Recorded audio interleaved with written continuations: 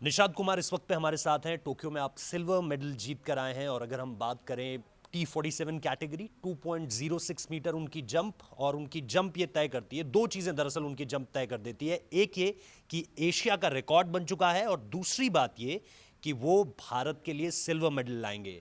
अभी सफ़र लंबा है क्योंकि सिर्फ 22 साल के हैं। और मैं आपको ये भी बता दूं कि उनका जो गांव है हिमाचल में, ऊना ज़िले की हम बात करते हैं, बताऊं गांव की बात करते हैं, जश्न का माहौल था वहाँ पर उस रोज़। जो तस्वीरें वहाँ से निकल कर आई, खुद निषाद मेरे साथ हैं इस वक्त पे। निषाद, सबसे पहले तो बहुत बहुत स्वागत है भारत में।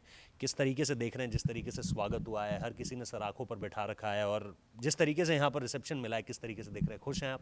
जी, बहुत खुश हूँ मैं और सभी का धन्यवाद करना चाहता हूँ पूरे देश का, जिन्होंने इतना सपोर्ट और आशीर्वाद दिया मेरे को और मैं इस मुकाम तक पहुँचा हूँ। तो थैंक यू सो मच सभी। अच्छा, एक चीज़ जो हम लगातार देख रहे थे, उस पूरे के पूरे कंपटीशन के दौरान आप लगातार, हमने देखा कि एक तरीके से अपनी जंप्स को आप लगातार और बेहतर किए जा रहे थे। और मैं उस पर भी आऊँगा क्योंकि ये कुछ नई चीज़ नहीं है जो हम आपके साथ देख रहे हैं। मुझे पटियाला भी याद आता है, मुझे पंचकुला भी याद आता है जब मैं आपको देखता हूँ, मुझे दुबई ग्रैंड प्री भी याद आती है और मुझे दुबई की वर्ल्ड चैंपियनशिप भी याद आती है।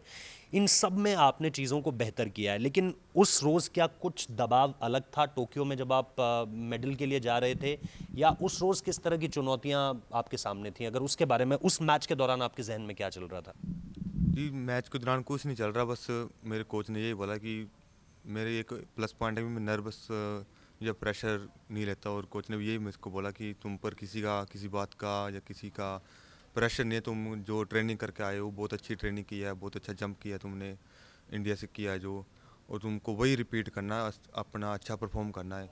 वहाँ पर बात करें तो कंपटीशन अच्छा था मेरा वो, और हर एक एक जंप के बाद बॉडी जो है बहुत ज़्यादा थक रही थी, इम्यूनिटी और गर्मी बहुत जा रही थी उधर। तो जहाँ तक मुझे लगता है मेरा परफॉर्म जो रहा है वो अच्छा है, हमें मेडल से खुश हैं हम, और जो देश भी खुश है। और यदि वहाँ थोड़ा इम्यूनिटी कम होती तो और अच्छा परफॉर्म करता मैं। अच्छा, एक चीज़ जो हमने आपके साथ देखी है, जैसा मैं लगातार कह रहा था, 2013 की मैं बात करूं, आप ऑब्वियसली स्कूल लेवल पर उस वक्त पे जाते हैं और आप पटियाला में सिल्वर मेडल जीतते हैं। 2013 और 2021 और फिर 2017 में, अगर मैं गलत नहीं हूं, तो आपने तकरीबन 4 से 5 साल पहले पैरा में, अगर हम कहें कि आपने यहाँ पर प्रैक्टिस करनी शुरू की, यहाँ से अपने खेल को आगे बढ़ाया पैरा से। तो ये जो पूरा का पूरा सफ़र रहा है, क्योंकि 4-5 साल अगर आप देखो तो बहुत ज़्यादा नहीं होते अगर आप प्रैक्टिस के लिहाज से देखो, लेकिन ये 4-5 साल में ऐसा क्या आपने किया है अलग अलग चीज़ों में जहाँ पर आपको लगता है कि आप अल्टीमेट लेवल पे सिल्वर मेडल जीत चुके हैं? क्योंकि अगर मैं सही हूँ तो आपने 4-5 साल पहले ही ये सारी की सारी जो एक्चुअल एक्टिविटी है पैरा में आकर वो शुरू की है। जी, मैं पहले एबल बॉडी में खेलता था, और मुझे पैरा के बारे में कुछ पता नहीं था कि पैरा क्या स्पोर्ट्स होता है। कोई घर में ना टीवी था हमारे, ना किसी के पास एंड्रॉयड फ़ोन था कि हम देख सके, जाकर मार को कोई बता सके। तो रियो में जिस टाइम इवेंट हुआ था पैरालंपिक्स का, तो उसमें दो हाई जंप का मेडल आए थे इंडिया में, वरुण का और मरियप्पा का। वो भी उसी मिस्टर कोच सत्यनारायण के स्टूडेंट है और मैं भी उन्हीं का हूँ। और उसके बाद मेरे को पता चला कि, और गांव वालों ने बताया कि तुम्हारा जो इवेंट होता है वो अलग होता है। तो 2017 में मैं पंचकुला आया था ट्रेनिंग करने के लिए, कोच नसीम अहमद जी के पास और विक्रम सर के पास। तो वहाँ से मेरे धीरे धीरे स्टार्ट किया, और मैंने सभी को, अपने परिवार को, अपने जो भी था एक साइड, सभी को छोड़ दिया, और मेरा ओनली फोकस था टोक्यो 2020। तो मैंने उस एक के ऊपर फोकस किया कि इसमें मुझे पार्टिसिपेट करना है, अच्छा परफॉर्म करना है।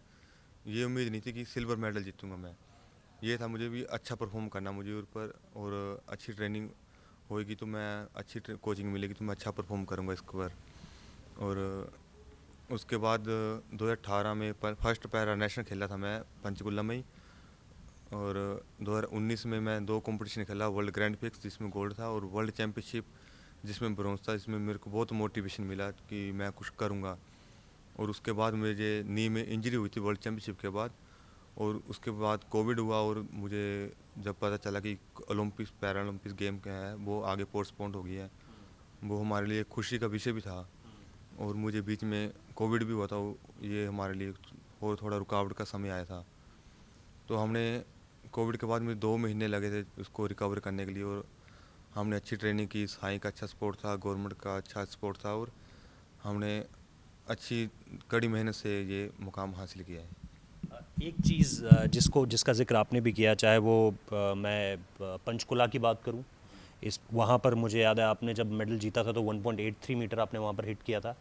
उसके बाद आप 1.92 हिट करते हैं दुबई में ग्रैंड प्री में, और उसके बाद 1.99 आपका आता है चैम्पियनशिप में, जो वर्ल्ड चैम्पियनशिप एक तरीके से हुई थी। हाँ, अच्छा 2 मीटर आपने वहाँ पर किया था। ठीक है, तो आपने जो मैं पढ़ रहा था चीज़ों को उसमें 1.99 मीटर, ठीक है 2 मीटर आप कह रहे हैं, तो 2 मीटर वहाँ पर आपने हिट किया और अल्टीमेटली अब आपने 2.06 मीटर हिट कर दिया है। इसके बारे में बताइए थोड़ा सा कि ये जो लगातार लेवल रेज हो रहा है इसमें कितना वक्त लगता है, इसमें कितनी प्रैक्टिस जाती है, क्योंकि हम सोचते हैं कि यार अल्टीमेटली 1.83 से 1.92 आने में या 1.92 से 2 जाने में कितना ही टाइम लगता होगा, लेकिन इसको थोड़ा सा समझाइए कि आपके कितने एफर्ट्स हैं इस अलग अलग डिस्टेंस पर जाने में, और ये 2-2 साल का अंतर हम देख रहे हैं ना, ये थोड़ा सा आप समझाएं। जी, मैं बता दूं कि जो हाई जंप है एथलेटिक्स के अंदर बहुत ही टेक्निकल इवेंट है ये। इसको इसमें परफॉर्म करना और इसमें जो काम होता है बहुत ज़्यादा होता है टेक्निकली, और परफॉर्मेंस एक लेवल पर आकर रुक जाती है। और मैं दिन के 6 से 7 घंटे ट्रेनिंग करता, सुबह 3.5 घंटे, शाम को 3 घंटे, कभी 4 घंटे हो जाते थे। तो कोच सत्यनारायण जी मेरे को डांटते कि तू इतनी ट्रेनिंग करता है, मैं आज तक कोई इतना प्लेयर नहीं देखा ट्रेनिंग करता हुआ, तू इतनी ट्रेनिंग मत किया कर। तो मुझे लगता है कि मुझे उनकी बात मैंने सुनता है, और उन्होंने मेरे को काफ़ी सपोर्ट किया है। तो आज मैंने 206 का जो जंप लगाया है वो बहुत कम समय भी था मेरे पास, और मैंने जो मेहनत की है वो मुझे मेहनत का फल मिला है। एक चीज़ बताइए, आप लगातार कुछ नाम ले रहे हैं और मैं चाहता हूँ आप इन पर थोड़ी सी बात करें।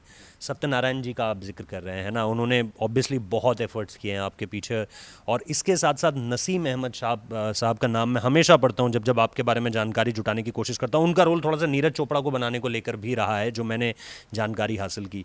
नसीम अहमद सर ने आपको शुरुआत से उस तरह से मदद की है, आई थिंक जिस तरीके से शायद हम बहुत बार देखते नहीं हैं कि स्पोर्ट्स फेडरेशन की तरफ से या कोचेस की तरफ से इस तरह की मदद की जाए।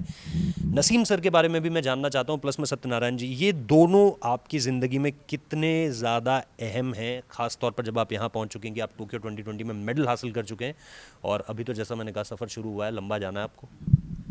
मैं आपको स्टार्टिंग से बताता हूँ कि 2017 से मैं पंचकुला आया था। वो भी मेरी मासी जी रहते चंडीगढ़ में, उनके थ्रू आया था इधर। तो हम प्लानिंग क्या बना के आए थे पीछे से कि उनकी फ़ीस क्या होगी फर्स्ट, और रहने का कैसे होगा। हम टोटल खर्चा जो है, मेरी मम्मी जी और मेरी मासी जी, एक मामा जी आए थे मेरे साथ में, हम 5,000 खर्चा लेकर चले कि लास्ट 5,000 तक यदि होता है तो ठीक है, क्योंकि मेरे पापा जी एक महीने तो मजदूरी करते हैं, इससे ऊपर वो नहीं कर सकते। तो हमने कोच साहब से कांटेक्ट किया, तो मिले, तो सर ने मेरे से पूछा कि क्या अचीवमेंट है तुम्हारी भाई, बोलो, और क्या करना चाहते हो आगे।